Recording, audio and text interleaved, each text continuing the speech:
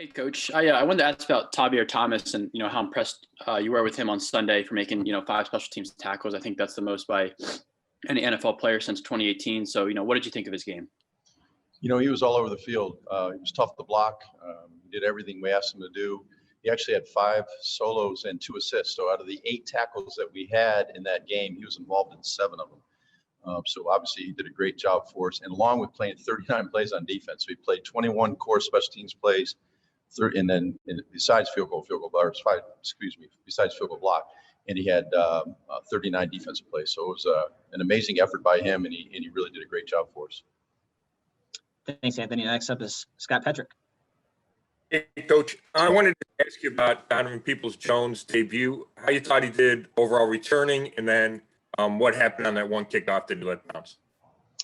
Yeah, the kickoff, well, we talked about it beforehand that if they kicked the squib and it was too hard, it was going to go in the end zone. We'd rather have a touchback in that situation because we were in our hands team, so we weren't going to get much blocking. Obviously, we had 10 guys in that setup zone. So I thought he handled the situation correctly. He didn't touch the ball. I would like him to follow the ball a little bit closer down towards the end zone to make sure it goes in the end zone, because obviously if the ball's untouched, and he knows the rules, obviously, the ball's untouched and it touches in the end zone, it's an automatic touchback. So it worked out for us. I would just like him to follow the ball a little bit longer. And didn't that rule change at some point? I mean, didn't it used to be a live ball in the end zone? Yeah, it used to be. It's a live ball until they either downed it in the end zone or returned it, and they were tackled. The only time it was an automatic touchback is if it went out of the end zone. So yeah, it changed about. I think this is the 3rd year of the rule. Okay, thanks. Mm-hmm. Thanks, Scott. Next up is Nate Ulrich. Hey, Coach, are you gonna continue with him at returner, or I know you said Ryan Switzer could be a factor, and you obviously have some other guys.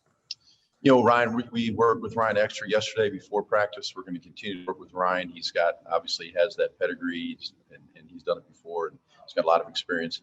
But for right now, Donovan is going to be the guy today on punt return, kickoff return. We always got Dontrell. We've got Dearness, who's now taking on more of an offensive role. But we got several guys that can do it and help us when we need them to. Thank you. Thanks, Nate. Still waiting for some more questions. I'm sure there's more. Thanks. All right, Scott Petrick, you're up. Hey, Coach, what stands out when you look at that Colts special teams unit? They're good, man. They're playing hard. They're probably the fastest team that we've played thus far. Baltimore's big and strong and fast, but in some of the other teams we played are very, very good. But these guys really can run. You look at their kickoff team across the board, their punt team across the board. They got a bunch of guys who can run. So that's going to be our biggest challenge, is slowing these guys down a little bit to try to get some seams and create some seams in our return game. And their young kickers done a nice job. The rookie from Georgia, Blankenship, Sanchez is netting over 43 yards a punt, and they have 3 returners. They got the Rogers, the rookie from UMass, has done a nice job for him. He's a threat. They got Doolin, the big, strong receiver. That's his threat, number 16. And then, of course, 21, Hines is an outstanding punt returner. So they've had a lot of success, and I think they're very, very good at what they do. And did they block one the other day or get part of one? Yeah, they partially blocked a punt on the inside twist and man protection against Chicago, and nobody blocked what we call the number 3. The guard should have blocked him. I don't know what Chicago does scheme-wise, but our guard would have blocked it, and we should have had that block. We would have that block up, I would hope. But that was a big play for those guys. And again, they play hard. You never know when they're going to show up. They're very well coached. Coach Ventrone's done a nice job as a fine young coach, and who's paid his dues playing in the league, and also as an assistant special teams coach. I have a lot of respect for him and what he's done there. Thanks. Thanks, Scott. We'll go to Marla Ridenour. Yeah, Coach. I figure Dearness Johnson almost is better than anybody there. Just how did you feel about how he seemed ready for the moment? Just how he handled the whole thing when Nick got hurt. I thought he did a great job. I was really proud of him.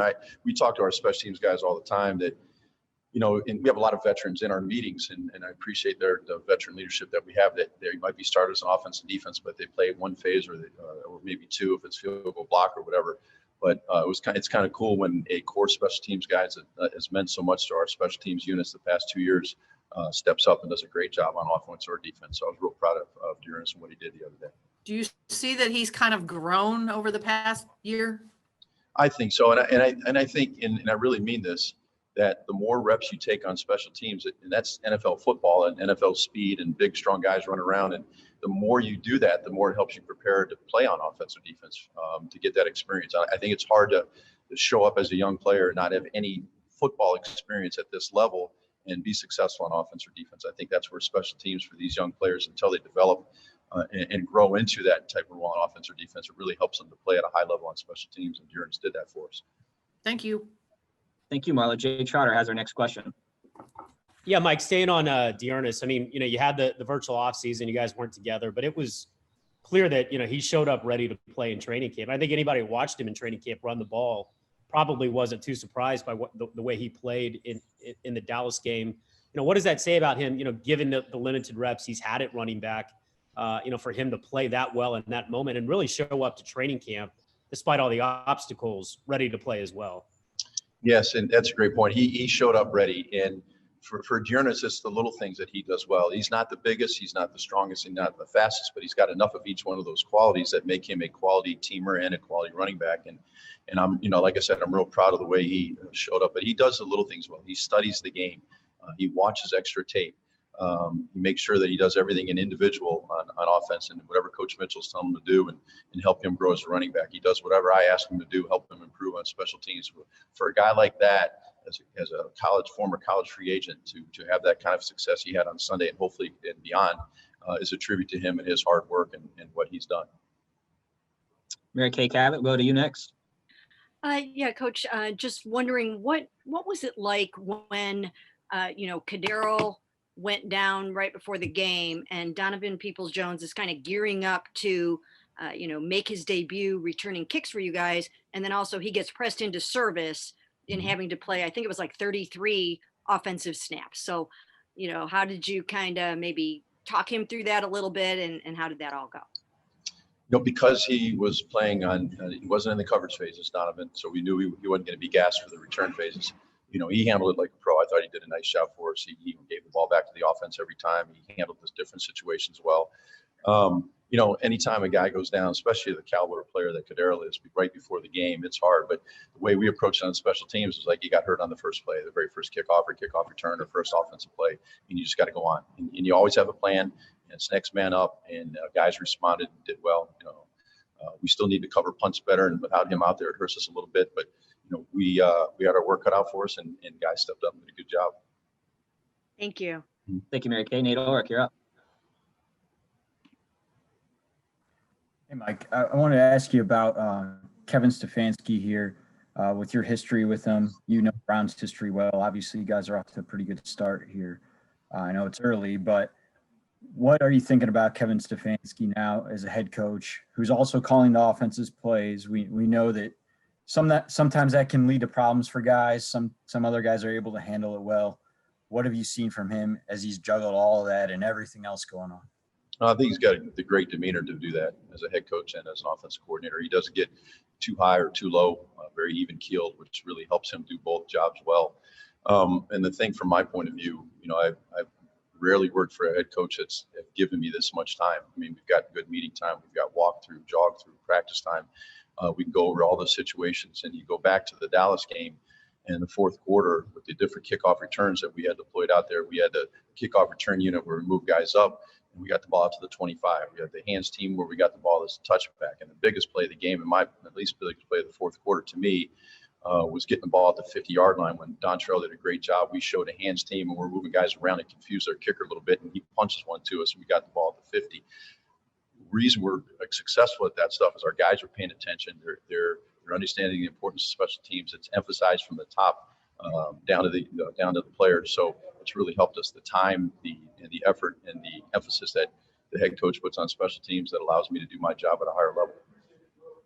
Thanks, Nate. We'll take two more. We'll go to Scott Petrick and then Marla Ridenour. Scott, your line's open. Hey, Mike, when you're talking about Tavierre being so active last week, what enables him to be so, strong on coverage? Well, he's fast. He's aggressive. He's smart. He learns from, not only watching tape, but learns how they're trying to block him during the game. We'll talk about stuff on the sideline. We'll move him around. which we'll continue to do to keep him out of double team situations, because obviously people are going to double him. He has an extreme amount of confidence in his ability without being arrogant or cocky, because he knows that, they can knock him out of the game, or with a double team, they can keep him away from the returner at any play. So he's always active with his hands, his feet, and again, he's strong enough and fast enough to be successful no matter what he does. Thanks, Scott. Last one, Marla. Yeah, I can't resist this. Since Ventrone played for the Browns, has he ever told you any old stories? No, but I do like talking to him. When we scrimmaged at Indy last year before the preseason game, I got a chance to spend more time with him than I usually do at a combine or whatever. Actually, I'm old enough that I coached against him, so I remember when he was a player.